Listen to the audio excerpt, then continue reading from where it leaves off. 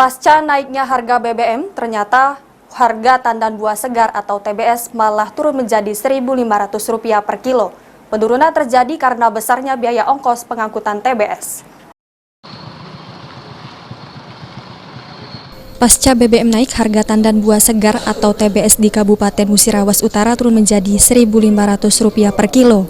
Hal itu terjadi karena besarnya biaya ongkos pengangkutan tandan sawit dari ram ke pabrik. Sebelumnya, menurut salah satu pengepul sawit, harga TBS per kilonya mencapai Rp1.700, namun sekarang turun menjadi Rp1.500 per kilonya.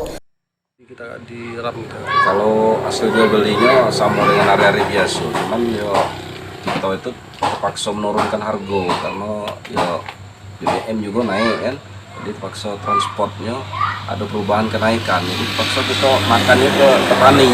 Karena pihak pabrik juga udah ada istilahnya penambahan harga belum ada untuk sekarang ini.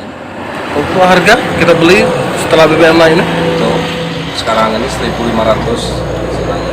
Sebelumnya? Ya, sebelumnya 1.600. 1.600 ya.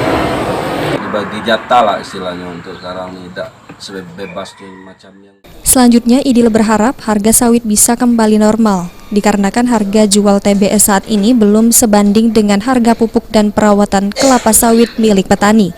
Adi Arianza, PAL TV.